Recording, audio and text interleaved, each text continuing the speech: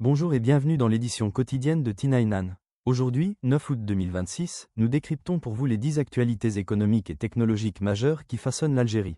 De la défense balte aux décisions du Conseil des ministres, voici l'essentiel.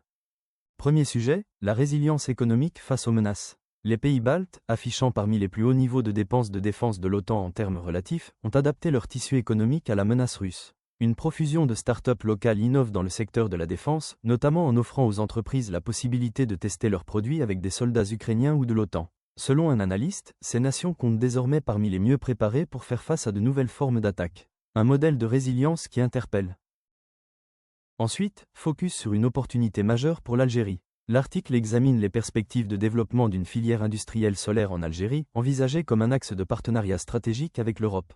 Il met en avant les atouts naturels et logistiques du pays, notamment un fort ensoleillement, de vastes espaces disponibles et des infrastructures photovoltaïques existantes. Cette coopération viserait à structurer une production locale de composants et à renforcer l'exportation d'énergie verte, dans un contexte de transition énergétique régionale. Le texte reste centré sur les opportunités économiques et industrielles.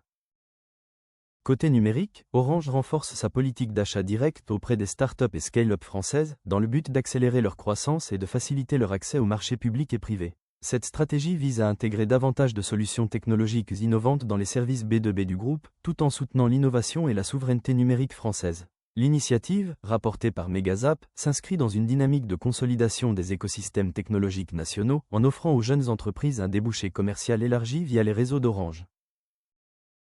Changement de registre avec le commerce bilatéral. Selon les données des douanes françaises, les échanges commerciaux entre l'Algérie et la France ont chuté d'environ 20% entre juillet 2025 et juin 2026. Les exportations françaises vers l'Algérie se sont établies à 4 milliards d'euros, tandis que les importations françaises depuis l'Algérie ont atteint 4,9 milliards d'euros, portant le volume total des échanges à 8,9 milliards d'euros. Cette baisse marque un net ralentissement des relations commerciales bilatérales sur la période considérée. Sur le plan des affaires, Page Maghreb propose un annuaire et des bases de données dédiées aux entreprises algériennes, offrant un accès structuré aux informations sur le tissu entrepreneurial du pays. Cette ressource vise à faciliter la consultation et l'analyse des données économiques relatives aux sociétés actives en Algérie. Enfin, un drame a touché la wilaya de Biskra. 3 enfants âgés de 7 à 10 ans ont disparu pendant près de 7 heures à Ouled Djellal. Retrouvés asphyxiés dans le coffre d'une voiture, 2 d'entre eux sont décédés, tandis que le 3e a été hospitalisé. Terminons avec la politique et l'agriculture. Le Conseil des ministres algérien a examiné un projet de loi relatif aux activités minières, ainsi que des mesures concernant la retraite des enseignants. Le président Abdelmadjid Tebboune a par ailleurs instruit le gouvernement d'accélérer l'exécution des projets d'investissement déjà approuvés et de rationaliser les dépenses publiques. Ces décisions s'inscrivent dans une logique de discipline budgétaire et de relance économique. Et depuis fin juillet, une dizaine d'élevages bovins en Algérie ont été frappés par un virus, selon un article qui souligne les difficultés accumulées après les épisodes de canicule.